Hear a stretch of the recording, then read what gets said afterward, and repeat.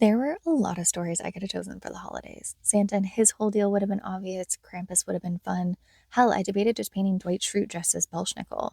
But the thing is, I greatly dislike the holidays, so part of me was really fighting doing something Christmas themed at all.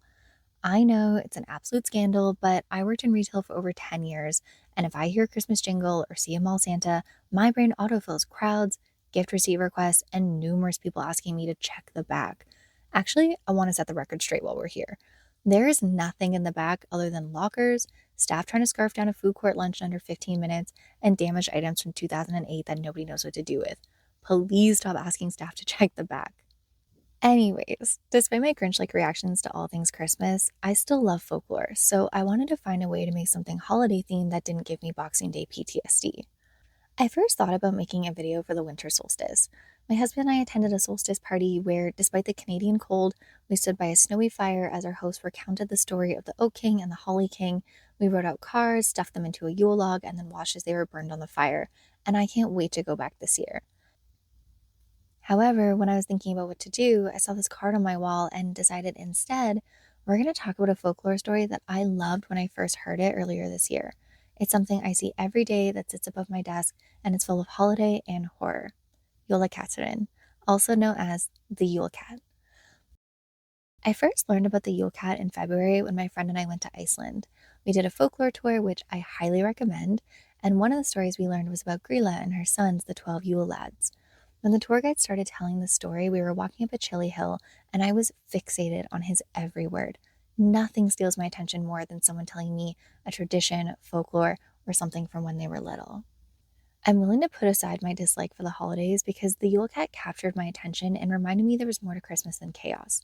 Well, okay, the Yule Cat is chaotic and terrifying, but less so than family expectations and endless shopping lists, in my opinion, so I'd rather talk about the Yule Cat.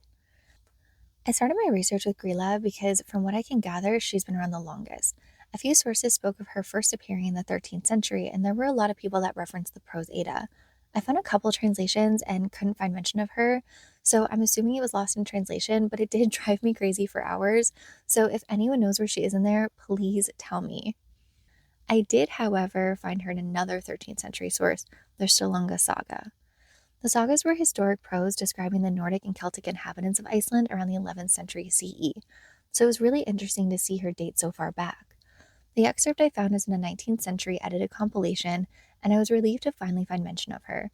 It wasn't in English, but with the help of Google Translate and cross referencing some other sources, it seems to say, here Grýla descends from the garden and had 15 tails, which in my opinion is too many tails.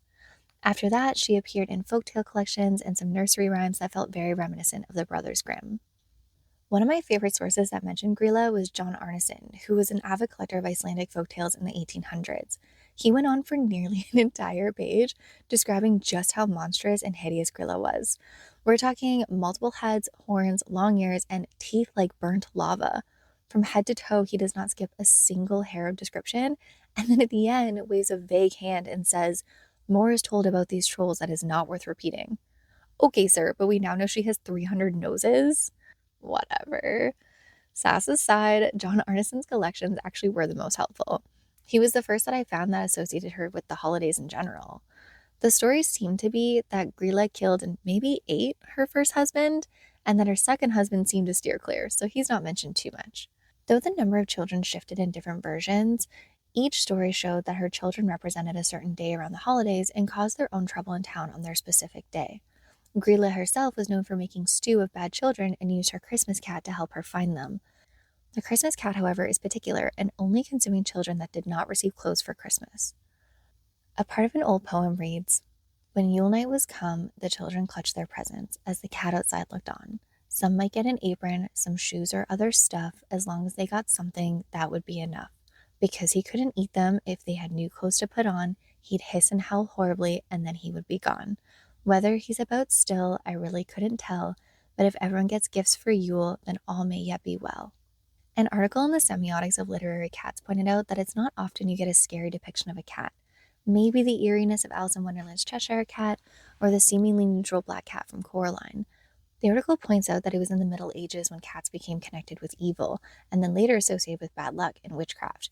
Even then, we still don't get too many evil cats, so it was really interesting learning about the Yule Cat, who is without a doubt trying to eat you. But that's what I love not only about Icelandic literature, but also the art and music. There was a darkness that flowed under every mystical or even whimsical depiction. There were bands and bookstores beside erupting volcanoes. I saw a stack of books in nearly every place we went because stories just ran so deep there. The irony was that I didn't originally choose to go to Iceland in search of stories, which seems so silly now. I originally went because for a brief period of time, flights were super cheap and I wanted to see some waterfalls. I didn't even plan an itinerary for our 10-day trip or look up any museums, though I will say my friend did make an amazing spreadsheet. For the first time ever, I traveled somewhere and stumbled into stories instead of seeking them out, and I think that's what Iceland gave me that not many other places had. All I wanted was to winter snorkel and see the northern lights, and instead I'd ask about a mountain and learn about giants. We were shown elf rocks similar to fairy trees, told ghost stories, and listened to a super nice bus driver sing odes to Freya as we drove across the countryside. We wandered down the street with a hot dog and ended up discovering my new favorite sculptor, Einar Johnson, whose beautiful and tragic designs were so captivating that I insisted we go back several times just so I could stare at them. Usually, I want to go back to a place to discover more, and that's 100% true for Iceland, but I'd happily redo every step of my trip and stare at the same waterfalls and eat the same lobster soup and wander the same museums because I was so captivated there. Their story is so young compared to other countries, but it felt so deep and mystical. How can you not believe in magic when you're watching 15-foot waves crash into a beach, when the northern lights are hovering above you? The Yule Cat wasn't just a Christmas themed option for a December painting. It was remembering a moment that someone spent an afternoon telling us stories not only of memorized myth, but also their favorite childhood rock that ended up being an elf rock. An afternoon that I spent shivering in the mist and learning about a cat that would eat the local children if they weren't gifted clothes for Christmas. I'm going to leave you with three pieces of advice he shared with us. One, don't take a rock. It's incredibly bad luck, and people have mailed rocks back to the island after their trip because of it. Two, if someone invites you to a castle in Iceland, don't go, because they're most certainly an elf because there are no castles in Iceland. And three, gift your loved ones socks for Christmas so they don't get a visit from the Yule Cat. And never get mad at your grandparents when they gift you socks because they're just trying to protect you.